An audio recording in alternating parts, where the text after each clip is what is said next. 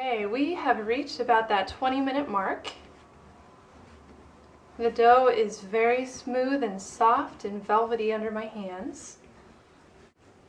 It's tacky, but it's not sticky, like it's not coming off on my hands like it was earlier.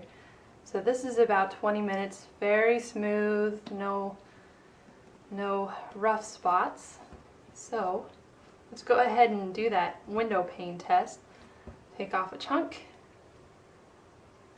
So as you can see, not really sticking to our hands anymore. And the dough is very smooth, no lumps. So just stretching it out. And I'm also kind of poking my fingers up underneath just to help the stretching, just to see. It's already stretching out very well. Sometimes it's also helpful when you hold it up to a light to see if you can see the light through it. But I think this is really good. It's not sticking to my hands like it was before. It's not lumpy. It's smooth.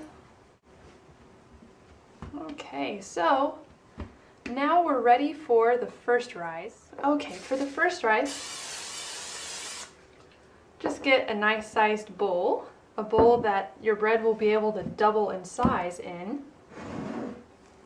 And I just kind of move the bread around, dough around. Make sure it's nice and coated in that pan. So all I do is I just get some saran wrap, just put it on top, and I put it in a warm place. But I found that the best method for me is to put it on top of the refrigerator, of all places, because heat rises and it's actually out and away from any breezes. So in about an hour, we should expect our bread to be pretty much at the top of this bowl, if not trying to overflow.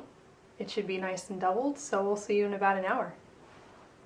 Okay, we've reached the hour mark, so let's see what our dough looks like. Look at that. It's beautiful. Even though that it is doubled, there's also another way you can see if your dough is ready to be shaped. You can take 2 fingers and just poke gently.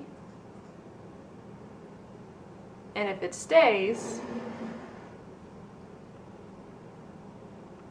as you can tell, it's stayed. That means it's ready to go. And we're ready to move on to the next stage. This next part, you get to punch the dough. I wouldn't punch it full on force. I mean, maybe if you're a little angry. But gently punch the dough. So just take your fist. And voila! Got all that air out. And that's the purpose of punching it. And then take it out. Just like that.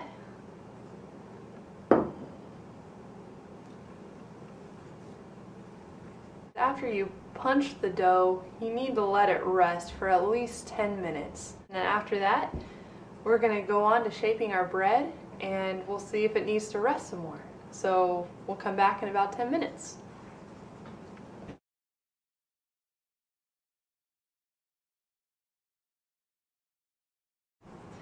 Okay, so it's been about 10 minutes and our dough has rested.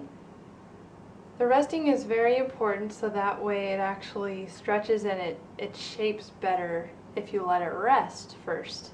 So we'll just put one aside and let's start shaping the first one. So you can see there's little air pockets kind of all over. So let's just gently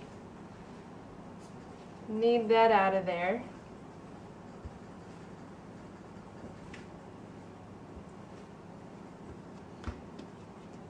And then just to make sure a lot of the air pockets are out, I roll out my dough several times just to kind of squeeze out as many of those air pockets as possible. If you get air pockets in your bread, you'll get big holes inside your loaf, which is no bueno. So really try to make sure to get all of the bubbles out.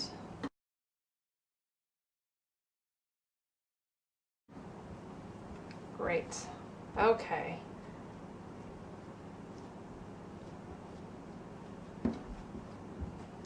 So all I did was just roll it up, kind of just shape it into kind of a log, I guess.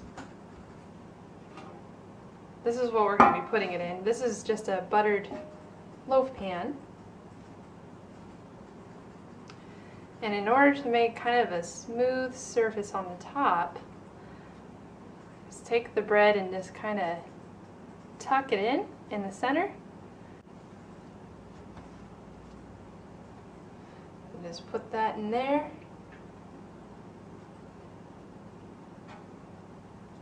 Okay, now we're ready for our second one.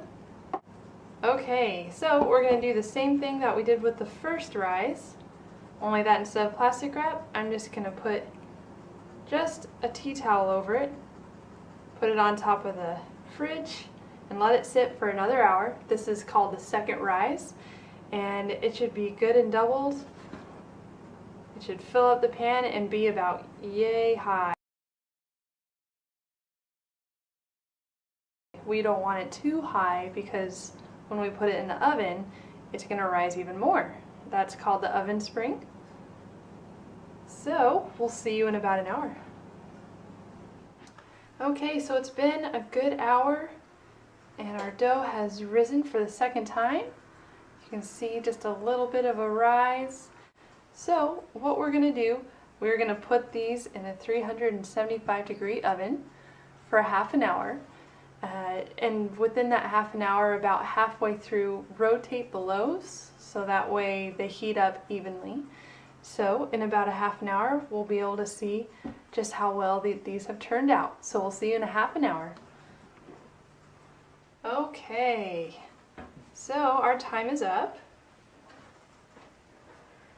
And here's our loaves.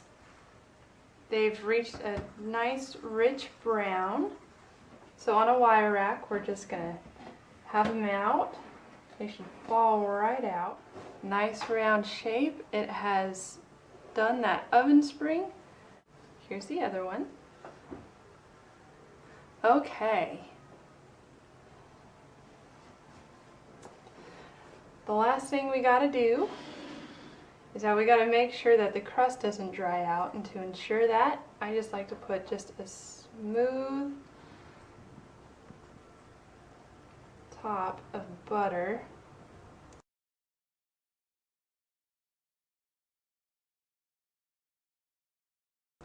just kind of swirl it around there.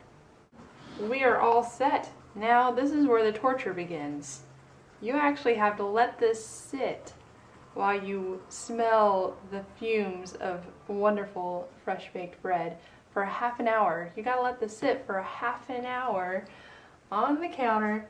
I know, it's impossible. It really is. It's hard, but you gotta do it so that way the bread cools down and the flavors are stuck inside the bread. So you don't want to slice into your fresh baked bread and then all of the moisture comes out and therefore the flavor comes out as well. And so you just let it sit on the counter for half an hour and we should be back. Okay, so that's the crumb. It is very, very soft and very few holes. There's just one little one right there, which I mean, this turned out pretty good.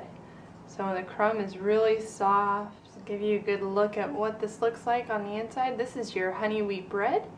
And I hope that this has been a helpful demonstration to you, and I hope this has been an encouragement to make your own bread at home. It's a lot of fun and it's very therapeutic, and I really hope you enjoy it. Trust me, once you start making your own bread, you're not going to go back to the store-bought stuff. So, alright, thank you so much and have a wonderful day.